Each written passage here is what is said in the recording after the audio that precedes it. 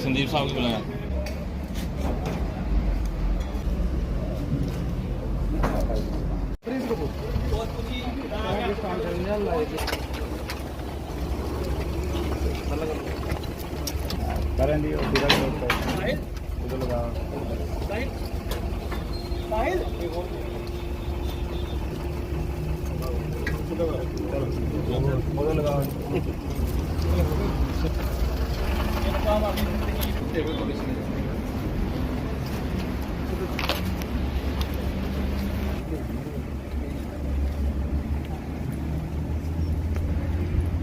पीछे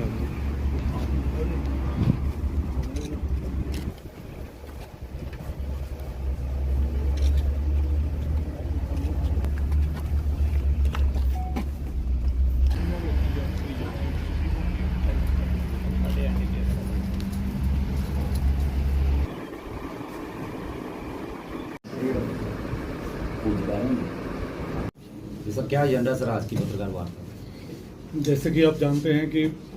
17 तारीख रात के 9:01 के करीब ये जो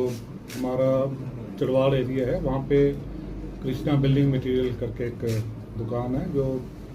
हार्डवेयर और सैनिटरी वेयर और फर्नीचर की दुकान है। वहाँ पे 3 masked man armed with pistols, टोका, हेलमेट पहनी हुई थी 2 ने और एक ने भी कवर किया होता अपने आप को। ये दुकान के अंदर आए और सीधा कैश काउंटर जहाँ पे जो भी पेमेंट्स वगैरह होती है वहाँ गए और जो इसके ओनर थे उनको इन्होंने डरा धमका के थ्रेटन किया कि मार देंगे और गन पॉइंट पे वहाँ से कोई 1 लाख के करीब नकदी लूट के ले गए। साथ में एक गोल्ड रिंग उनका ही और एक एयर पिस्टल थी वो लेके ये वहाँ से फरार हो गए। और मॉर्निंग में 18 तारीख को इसकी इंफॉर्मेशन पुलिस पोस्ट चढ़वाल में दी गई। यहाँ से ये एफआईआर लॉन्च की गई और इन्वेस्टिगेशन जो थी वो प्रोसेस जो है सेट इन मोशन किया गया। और चूँकि एक बड़ा सेंसेशनल केस था, जो फुटेज सबसे पहले तो हमने टीम्स बना दी गई, जो एक हमारे एसडीपीओ धीरज कटोचा बॉर्डर उनकी निगरानी में, और फिर हमने सब टीम्स बनाई गई जिसमें एसएचओ तारिक जो कि राजबाग के एसएचओ हैं और एसएचओ हीरानगर, और पूरे अपने जो भी इनके एक्सपीरियंसेस थे। सबसे पहले तो ये जो भी हमारे पास टेक्निकल इनपुट्स थी, जो भी डंप डेटा वगैरह था उसको एनालाइज करने का प्रोसेस किया गया और जितने भी सीसीटीवी फुटेज, जो भी कैमरास हाईवे पे आरटीए रूट्स पे थी, उसको हमने ये खंगाला और सबसे पहले ये आइडेंटिफिकेशन करने की कोशिश थी कि ये क्या इंटरस्टेट ये डकैत से रॉबर से जहाँ की विद इन द हमारे अपने ही इलाके के हैं। तो सीसीटीवी फुटेज से इतनी क्लैरिटी तो नहीं मिल पा रही थी, बट जो एक पैटर्न था उनका आने का और जाने का, उससे हमें क्लूज मिलते गए। और फिर जो एक हमारा जो पहले भी इस इलाके में सांबा, हमारा ये कठुआ में जो भी हाईवे पे रॉबरीज, बर्गरीज, डकैतीज वो ही थी, तो उस पैटर्न को समझते हुए तो हमने जीरोइंग किया 3-4 जो पहले भी केसेस इन केसेस में इन्वॉल्व थे। तो उसमें एक तो जो सांबा का प्रिंस कपूर करके है, वार्ड नंबर 7 सांबा ऊपर बाज़ार, वो आइडेंटिफाई पहले शक के घेरे में आए। फिर उसके साथ ही जो हमें सांबा डिस्ट्रिक्ट से जो फुटेज हाईवे पे मिली हैं, उससे एक और की आइडेंटिफिकेशन हुई है, बट वो प्रॉपर आइडेंटिफिकेशन के लिए हमें बाकी डिस्ट्रिक्ट्स पे जाना पड़ा, और साथ में जो इन्होंने काफ़ी चालाकी से जो बाइक थी इस्तेमाल की हुई, उसकी भी नंबर प्लेट थी वो आधी फोल्ड की हुई थी। तो अब जिस डिस्ट्रिक्ट का वो, उधमपुर डिस्ट्रिक्ट का वो उस पर नेम प्लेट का वो था, तो उस पर वहाँ से ली गई इंफॉर्मेशन, और फिर हिट एंड ट्रायल मेथड से हमने कुछ ये नंबर्स थे, रजिस्ट्रेशन नंबर्स, वो भी लिए। तो उसमें फिर हमने एक नंबर को आइडेंटिफाई करके, तो कटरा से हमने एक और राकेश कुमार पोनी का रहने वाला है और कुक का काम करता है वहाँ होटल पे, तो वहाँ पे रेड किया और उसको वहाँ से अरेस्ट किया, और जो भी उसके डिस्क्लोजर्स वगैरह थे, तो उसके बाद में ये आया कि वो भी एक 302 के पर्चे में शामिल था, वो भी हार्डकोर क्रिमिनल था। तो उससे फिर जो भी इंफॉर्मेशन आई है आगे, तो उसके बेसिस पे फिर, क्योंकि जो प्रिंस कपूर था वो भी हार्डकोर क्रिमिनल था, और ये पंजाब और हिमाचल में भी काफ़ी केसेस में इन्वॉल्व था, हमारे भी जहाँ पे पेट्रोल पंप और सांबा में भी जो भी रॉबरीज हुई हैं उसमें भी इन्वॉल्व था। तो और वो ये सुनने में आया है, अभी वेरीफाई कर रहे हैं हम, कि वो उसका भी अंडर ट्रायल केस चल रहा था, वो पंजाब हिमाचल कहीं से वो भागा हुआ है, फरार है अभी। इवन कठुआ में भी हमने उसको एब्सकॉन्डेड डिक्लेयर किया हुआ है अपने एक केस में। तो वो यहाँ से सांबा में रख बटाली, तो पंडोर, तो वहाँ पे उसने एक मकान खरीदा हुआ था, तो उसमें ही अपने वो जो भी फरारी के दिन काट रहा था, और उसको फिर हमने, क्योंकि वो एक रेजिडेंशियल एरिया था, तो बड़े काफ़ी हमारे टीम ने होशियारी से प्रोफेशनल वे में उसको ट्रैक किया और उसको दबोच लिया गया, और उससे हमें 2 pistols with live rounds, 23 live rounds थे, 4 मैगजीन्स थी, और जो कैश था वो 40,000 के करीब कैश वो अभी तक रिकवर हुआ है। बाइक का जो भी उसने अभी डिस्क्लोजर किए हैं, बाइक उसने कहीं पंजाब साइड, उसको जब उन्होंने देखा कि ये पूरा सोशल मीडिया पे फुटेज सर्कुलेट हो रही है, तो उसने वहीं पे चाबी के समेत ही वहाँ कर दिया। तो सर्च हमने किया, हो सकता है कि वहाँ से वो चोरी हो गया हुआ है। और तीसरा जो इसमें इन्वॉल्व था साहिल कृष्णा का, वो अभी भी ये अरेस्ट नहीं हो पाया है, तो उसको भी हम चंद दिनों में अरेस्ट कर लेंगे। ये पिस्टल सब बताइए आपने, इंडियन मेड है?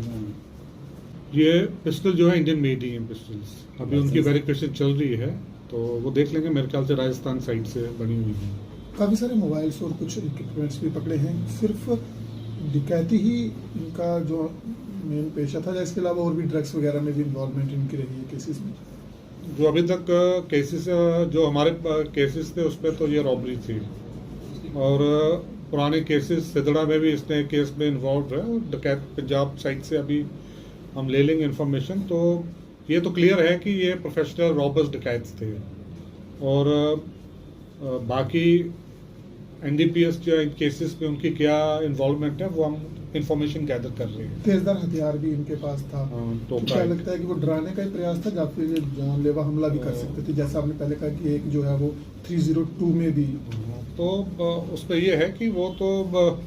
नेचुरली जो ये कैरी कर रहे हैं, तो उसकी मंशा तो होती है कि अगर उसका मकसद पूरा नहीं हो पाए तो वो अटैक भी कर देते हैं। तो इसी में उसको गन पॉइंट और टोके के साथ डराया गया है। तो अगर वो नहीं, बेसिकली इनको लगता था कि ये यहाँ से 8-10, जो भी अभी पता चला है कि कम से कम 10 लाख का इनको जो रुपए हैं वो मिल जाएंगे, तो वो चीज़ इनको नहीं हो पाई है, और इन्होंने काफ़ी रैकी की। जो फुटेज के हिसाब से ये कोई 4 बजे करीब विजयपुर साइड पे हमें इनका वो फुटेज मिला, तो उसके बाद 5 घंटे इन्होंने यहीं पे रैकी करते हुए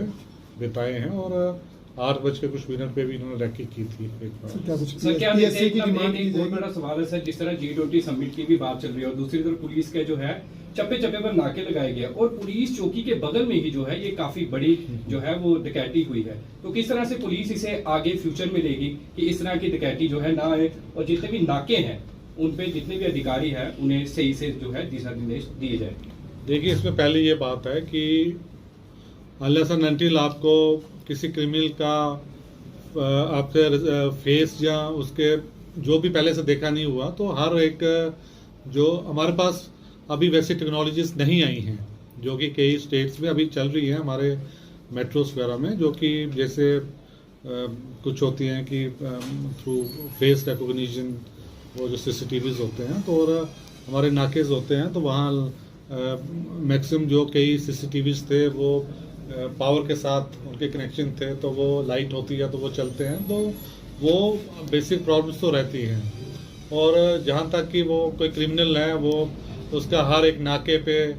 सबको पता हो वो ज़रूरी नहीं है, और उन्होंने हेलमेट पहनी है और हर राहगीर को आप रोक नहीं सकते हो, उससे तो आम शहरी को ही प्रॉब्लम हो जाती है। अगर पुलिस जब भी चेक करती है रोका जाता है, तो उसको यही है कि पुलिस के साथ साथ जो हमारे सिटीजन्स हैं उनको भी अलर्ट रहना है। सर क्या मॉडस ऑपरेंडी था, इन लोगों ने क्या उस शोरूम की पहले रैकी की थी, और की थी तो कब वहां पर पहुंचे थे? देखिए, इस शोरूम में तो 2 दिन से ज़्यादा फुटेज स्टोर नहीं था, तो अगर पहले फुटेज होता तो उस पर आ जाता कि ये इन्होंने विजिट किया नहीं किया है। हाउएवर हमें जो 2 दिन का फुटेज था उसमें मिला कि ये पहले आए हुए हैं वहाँ। तो ये वारदात से को अंजाम देने के बाद ये लोग इकट्ठे ही रहे या उसके बाद इन्होंने पूरी प्री प्लान्ड ये प्लानिंग की थी इसको अंजाम देने में, और जब इनका ये इन्होंने जो इस पे सक्सेसफुल हो गए थे रॉबरी में, उसके बाद ये अलग अलग। सर क्या कुछ और लोग भी इनके साथ शामिल थे? नहीं, अभी तक जो है वो तो मेन जो इनका गैंग लीडर है वो प्रिंस कपूर ही है, और जो एक लड़का जो था इन्होंने वो बाइक के लिए जिसने बाइक खरीदा लिया हुआ था, वो बाइक भी कोई आई थिंक 4 बार वो अलग अलग मालिकों से वो पास होता गया है, और वो उसको इन्होंने फिर उधर से कंडक्ट किया। और सबसे बड़ी बात ये थी कि इन्होंने मोबाइल अपने स्विच करके ही रखे हुए थे, जिसमें कि हमें काफ़ी प्रॉब्लम पड़ी उस पर आई है शुरू में, कि हमारा जो इनिशियल टाइम था वो हमारा यही टेक्निकल एनालिसिस में लगे थे, बट बाद में फिर हमें लगा कि नहीं, टेक्निकल एनालिसिस से सब कुछ नहीं है, और फिर जो CCTV फुटेज से काफ़ी मदद मिली। और बाकी हमारे अफसर्स थे, ये एक्सपीरियंसड है काफ़ी, ये SHO हीरानगर, ये अमित सांगड़ा हैं, फिर ये तारिक अहमद और SDP आए हैं, इन्होंने काफ़ी एक प्रोफेशनलिज्म का मुजाहरा करते हुए, और ये पिछले 4-5 दिन से इसी काम में लगे हुए थे, और इसी के चलते ये आज पूरी रिकवरी हो पाई है या अभी कुछ बाकी है? अभी क्योंकि जो ये ओनर्स थे इनसे हम फिर से कंफर्म करेंगे, क्योंकि जो ये हैं ये तो कह रहे हैं 45,000 ही हमें आया, और सर गोल्ड रिंग भी बताई जा रही है, गोल्ड रिंग का भी हम कर रहे हैं। अभी इन्होंने अभी माना नहीं है, ये कह रहे हैं गोल्ड रिंग जो है गिर गई होगी उधर से। सर लुटेरों ने एक स्पेसिफिक शोरूम को जो है वो निशाना बनाया, यहाँ पर काफी ज्यादा शोरूम है, तो क्या कोई इन्वेस्टिगेशन में ऐसा पता लगा है कि जो शोरूम के मालिक है उनके साथ कोई किसी की पुरानी कोई ऐसी इस तरह की कोई कुंडा कह लीजिए, कोई इस तरह की कोई वारदात, क्योंकि एक स्पेसिफिक शोरूम को वो भी सांबे से उठकर जो है यहाँ पर आकर निशाना बनाना, ये तो जांच का विषय है, और इस पहलू पे भी हम जांच कर रहे हैं।